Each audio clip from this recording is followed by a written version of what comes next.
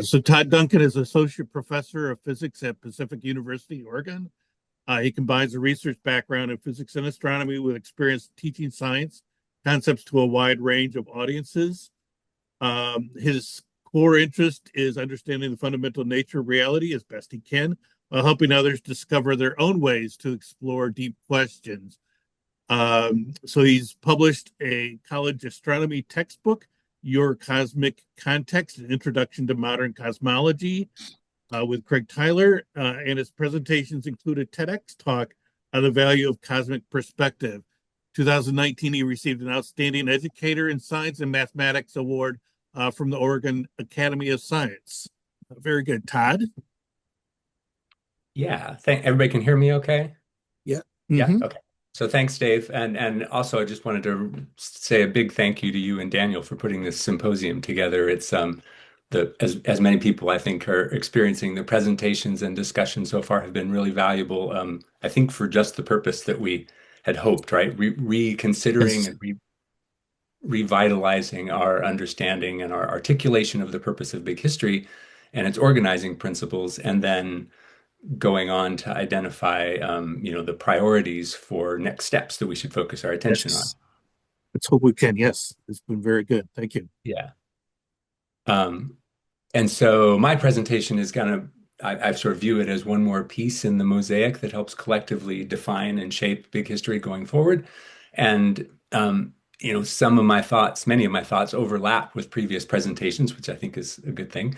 But of course, I have a slightly different perspective, so I hope it'll be useful as part of the conversation. And I'll kind of focus on a way of framing things and kind of getting to the essence of it. All right, so I'll repeat again the basic definition of big history just to have it, in our immediate awareness. And then given this definition, we can ask, why do we think we need such a field of study as big history, kind of within the overall ecosystem, right, of specializations? And then what's the problem, or at least what's one problem that I want to focus on with the state of things right now, right? Why is everything not just as we'd like it to be? So there are kind of two versions of the problem that I want to focus on. And the first is the kind of surface version, which is, the really immediate and practical issue for us as a field and as an organization. Which you could summarize as maybe, why isn't big history a bigger deal? Right? How do we make it more prominent within the kind of ecosystem, right, of all the different disciplines? And as a very kind of practical thing that we've been talking about on the board of the IBHA, how do we explain to colleagues why they should participate in another field of study and join yet another organization, perhaps when they already have too much on their plates, right, or too much to do with their own specialties? So,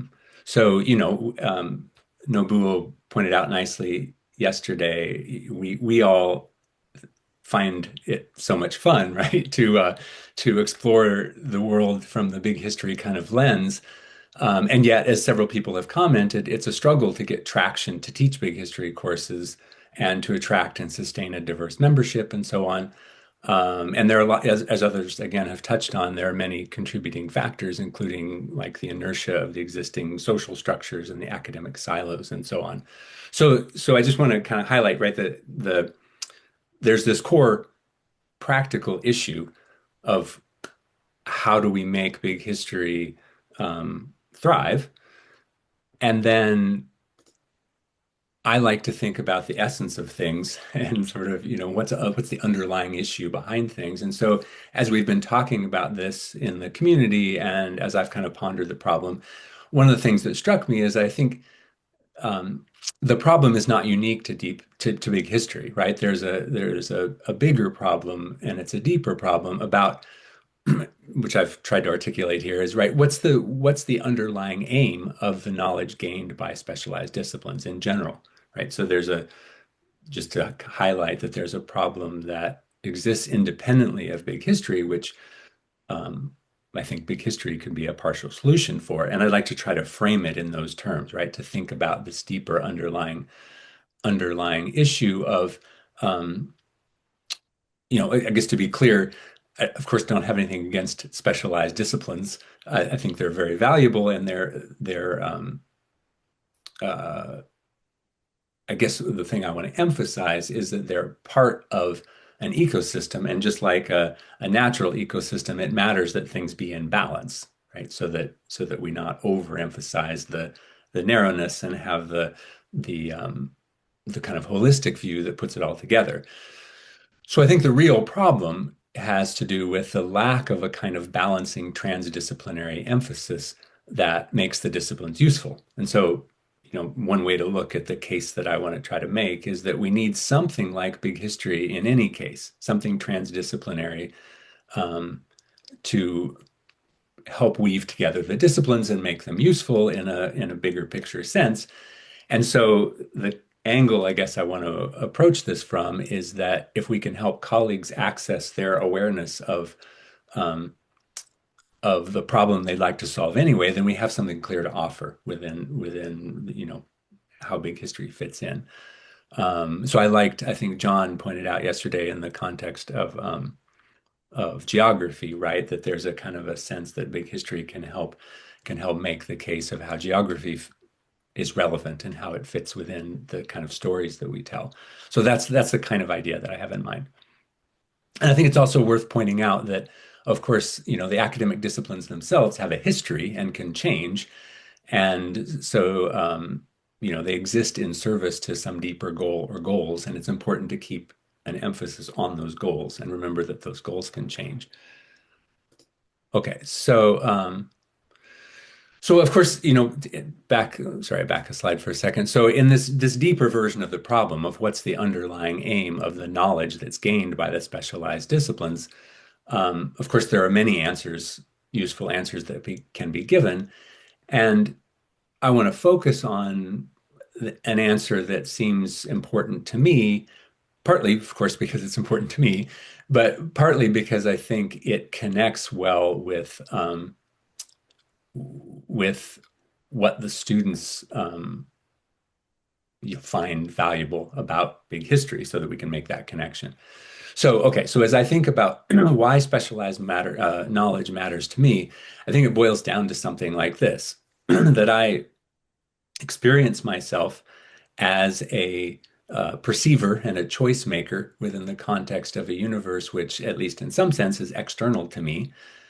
And I feel like it matters what I do. So I want to understand my relationship to the universe in order to guide the choices that I make, choices which in turn influence what else I will perceive in the future and hence what new choices I have. Um, and so if I kind of summarize what I just said and turn it around into a language that kind of states it as an invitation for all of us to consider as a way of connecting. Um, Again, both I think it's just useful. It's a useful, simple guiding question to ask yourself often is just what image do you hold of yourself in relation to the rest of the universe? Because as I mentioned on the last slide, right, the story we tell about who we are has a strong influence on how we feel and how we act in the world, right? Um, so it's important, I think, just useful for us all. And as I think Paul pointed out yesterday, right, that there's the key point of when we're telling this big picture story, as Shlomo pointed out nicely, right, that we're telling a the framework is partly valuable because it goes far beyond us individually on the one hand, and yet on the other hand, we need to feel there's a direct connection for us. And I think asking this question about what image we hold of ourselves helps make that connection between the big picture and our immediate application of it. Um, okay. And so then I can come back to, give sort of a direct answer to the question of why we need big history or something like big history. Is as a complement to the specialized disciplines, we need a kind of container or a framework that integrates and synthesizes the insights and invites us to consider directly how we see ourselves in relation to the universe. And so then one way of stating the essence of what big history adds to the ecosystem is that it offers, I mean, that's sort of what big history naturally does, right? It creates that framework.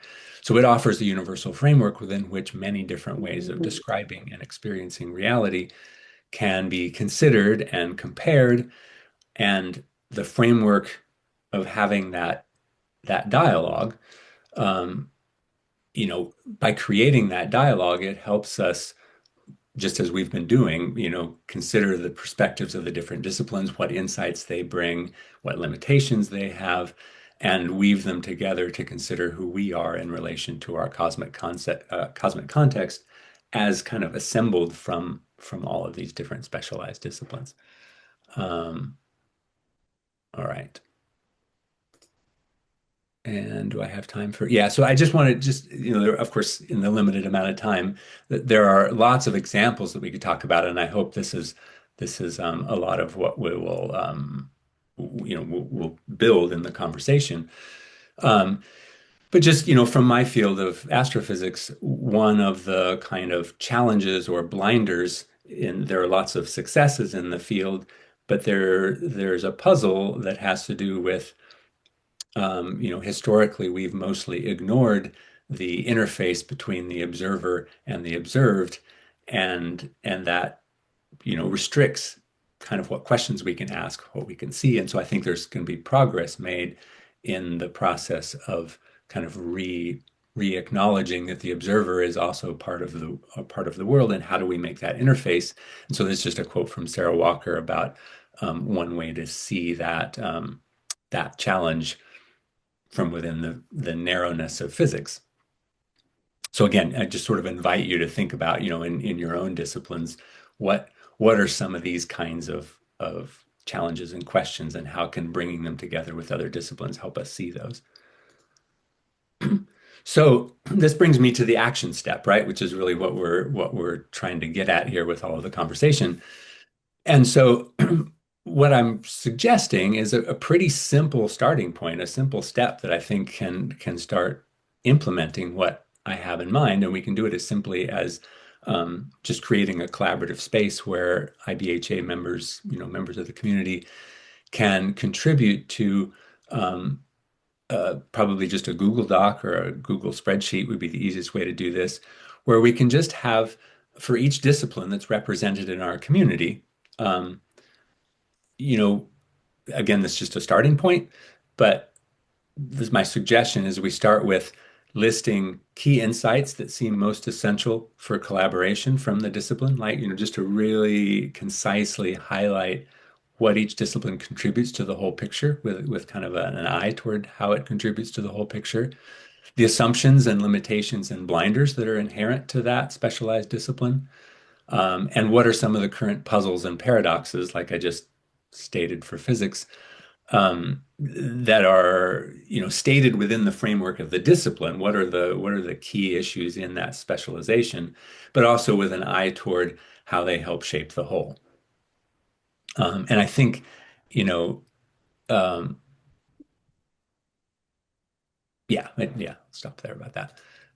So I think one thing is if we can do that to create a dialogue, um, and then also I started just a first draft list of ways to create conversation that synthesizes insights among disciplines, again, within the big history kind of container, but um, how can we get the disciplines talking to each other? How can we organize how we talk to each other with an eye toward building the overall big picture, right? Um, and so here are just some suggestions or of questions we can ask in that context, right? What similarities can I find between questions or problems in my discipline and those in other disciplines, and look for places where we may be trying to solve, again, just as in the last conversation was kind of happening, where we're trying to solve the same problem, or where the problems in both fields can be revised to reveal a more general problem that essentially is the same.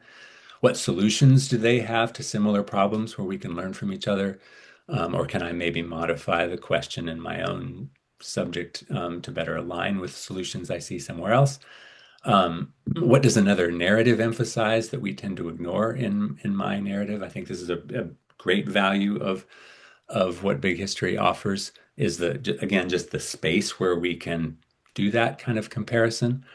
And then applying narratives from different disciplines to overlapping topics and looking for contradictions and seeing maybe what assumptions we might have to change. And then I think we've talked about this in the lead up conversations to this symposium of just having simple translation of terminology from astrophysics key concepts you need to know to understand the astrophysics insights and Hegelian dialectics, kind of a key concept for physicists to understand that dynamic. So just that sorts of shared language that we can create. Um, and again, these are just off the top of my head, so I don't, I don't, I'm not attached to these at all, but I'd like to see a living document um, for IBHA to have these sort of conversations. And I think if we can do this, back to my central point here is I think that, it's often I often interact with colleagues who've never heard of big history, as I'm sure many of you have similar experiences, where I feel pretty strongly that there's a case to be made for how this would be a great environment for them and their work and what they could contribute and how the discussion could contribute to their own field. But I don't have at my fingertips a really concise kind of sales pitch for it that articulates what I have in mind. And I also don't know if I invite them in, I don't have something immediate to where they could, see the value immediately of how this is going to do what I'm promising them in a way. And so I think uh, yesterday after Nobuo's talk, I think Wendy brought up the point about, we need really concise, not just the journal of big history, but things that are really accessible that can bring people in quickly to see what value it has for them. Anyway, so that's kind of my overall picture of what I think is needed next, and I would love to let's see. So these are just a few of the references that I'll have up there for people watching the recording, and then that I drew on to kind of shape these ideas. And then I would love to have more conversation about where we can go with some of these ideas. All right, thank you. I will stop sharing here. Excellent. Thank you very much, Todd. Yeah. I think that is a very nice idea. I wish we could get more collaboration and that type of kind of an experiment, right, to see if that works out there. Um, I think, if we start an experiment and it goes awry, and there's many places, many ways it could go, you know, people put in different things and delete other people's things. And, Yes, right. well, I think we try things, right, and see how they go. Um, Ken? Thank you, Todd. I couldn't agree more. I would love to see us establish some sort of platform or clearinghouse where people from different disciplines could play together. And I use the word play very Like a sandbox, right? what I have found wonderful about the IBHA, and I've been around since the first in fact, I'm a founding member, um, is that people are willing to listen to things that are out of the mainstream, and it's a tremendous resource. And those two things together really open us up for exploring new things, which is what I think this period right now is all about. So thank you. Yeah, thanks, Ken. One other, just sort of thinking about what Dave pointed out about, ways that can go awry, of course, as well. So, I'm sort of imagining, I mean, we could start just a simple kind of sandbox Google Doc to just have some discussion. And then there could be a more, peer-reviewed sort of formalized document that IBHA could, I think, assemble from the sandbox where we play with ideas, right? To kind of, and again, I think in my mind, the ultimate goal is to be able to have both an ongoing place to have living discussion, and then also codify some things in a way that make it easier to share with people outside of, oh yeah, here's what we do. Here's, oh, you're in geography or you're in philosophy or what, here's kind of how this can work um, for you in a way that's helpful. Oh, very good. Yeah, I think Heath Eagley has enabled a Wikipedia type of site for us. So we just need to kind of figure out how to open it up for others to edit and get that going. I think that's a very good idea. Yeah, that's a good point. Yeah, that's a good point. Um, so, uh, Todd, have you seen anyone in your university or others in complexity science, or you're not in the traditional biology, geology, physics, chemistry area? Is that a growing area you see? Sorry, I said that I didn't hear the first Like in part. Sorry. complexity science. I know there's various institutes that have complexity science. I'm just wondering, at the university level, does that seem to be catching on? Yeah, for sure. I mean, other people have mentioned like the International System Science Society, in that sort of realm too. So yes, and in biology and I mean, so in general, I guess my answer is yes. We don't, I'm at a small school, so we kind of have very traditional departments, but yeah, I guess Yeah, oh, very good. I agree. It is a growing area, and I think, and the more as you and Andre and others are doing, right? I mean, I think that's an important area of overlap, obviously, for big history. Yeah, a lot of the complexity science have, you know, a lot of disciplines contributing to it, and just a kind of a crossover. A lot of times they'll have, people from biology, from physics or whatever, and kind of come together. Ken? Oh yeah, thanks, Todd. I think one of the important uh, functions of, especially fundamental sciences like physics, math, chemistry, is setting boundaries. Mm. And then there's a whole bunch of ways to play within those boundaries. We see it in medicine all the time, not just the vaccine thing, but I have a friend who's really neurotically drawn to pseudo medicine, and some of her medicines, or her treatments defy physics. An example is she bought a grounding blanket. And by the way, she's the most ill of all of us, and I'm not a healthy specimen. But a grounding blanket, because the theory is we're not in touch with the earth enough, and we're out of, I think, electrical equilibrium. Of course, that's baloney.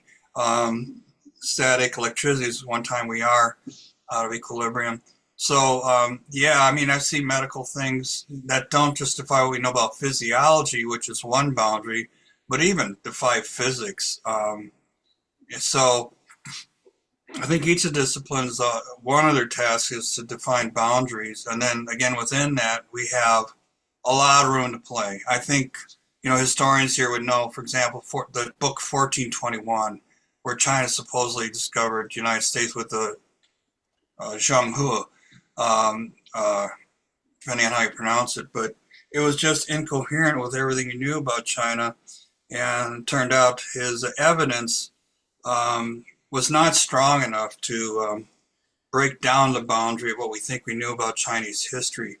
So, yeah, physics has a really important role, in my opinion, in any endeavor, because you defy the second law of thermodynamics, as you know, or anything, at your own peril.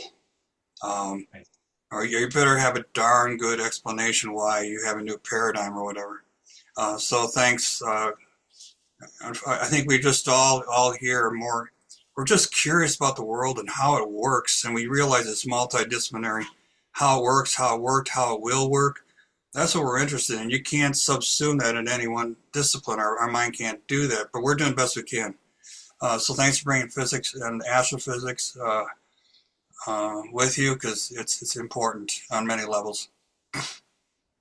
Thanks, Ken. I really appreciate your point about the boundaries. I mean, I think I didn't articulate that, so thank you. I think that's um, and I had a thought about that. Yeah, I guess just one of the things that always strikes me, I think Paul was mentioning yesterday about, just that how important the role is of understanding the process of of science, whether it's biology or physics. But I guess I'm always struck by, as you said, how much room there is for the kinds of, I'm not saying that well, let's see. Often people want to go for these ideas that are kind of outside of those boundaries, like the example that you gave. And yet, if we can make the boundaries clear and understandable enough, there's plenty of room for all the things that people want to experiment with or think about within those boundaries that are realistic. So I think if we can make that clear, that having the boundaries isn't sort of um, what limiting your ability to do cool things. I guess And maybe also, it's a good way to say it. yeah, I think another important role is for the respective sciences and humanities to say, all right, this is where we're getting speculative. So the Yeah. many worlds theory Yes. versus the Copenhagen interpretation of quantum or whatever. This is it's fine, but it's speculation. We don't have empirical evidence for one or the other, which is what's supposed to separate science from other things. I mean, reason plays in and interplays with empiricalism, but we also need to acknowledge, this is where we're guessing, and Yeah, here's yeah, what yeah. it is. So, Yeah, that's very good. I mean, I feel like I know Paul likes Carl Sagan quotes, as do I, and one that just came into my mind is that, in the scene in Cosmos where we will not be afraid to speculate, but we will be careful to distinguish fact from speculation, right? So, yeah, thanks, Ken. I really appreciate all the points. Paul? Thank you. Thanks, Todd. That was fantastic. I just wanted to just add to the conversation that you were having with Ken, in that I don't think we scientists, science educators, do enough to target the issue of uncertainty in the sciences. And so, students are led to believe, either intentionally or non-intentionally, that it's in the science book. It's, this is what the professor is saying. And so here it is, it's certain. And so, of course, all of us know that that's not the case. And so, giving them the opportunity to be able to literally try to practice science, because I mean, the analogy that I use is, I can study how to dance a waltz, and then take a test on it, a written test on it, and pass it with an A. But I've never practiced it. I didn't even have a chance to dance with somebody, with a partner. And so I think the way that we've been assessing our students primarily, and this, by the way, includes scientific laboratory exercises where they're literally just a cookbook of instructions that they follow, and they get this beautiful result. And we know that science doesn't work that way. So I think uncertainty needs to come more into the forefront of teaching science properly. Yes, I completely agree. Thanks, Paul. Excellent. Very good. Ken? The the thing that strikes me is, first of all, science is incredibly messy. And I absolutely agree that has to be taught. But the other thing is, and people may want to argue with me on this, science isn't about finding the truth. It's about creating the most accurate models of which we're capable, which is one reason why I kind of start every time someone says that the universe is 13.8 billion years old.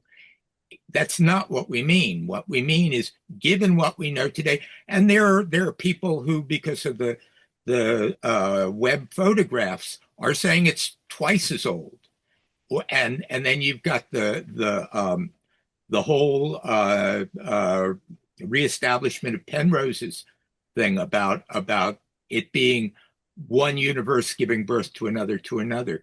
So I'm very big on trying to remind people that we're talking about models. Yep. Yeah, thanks, Ken.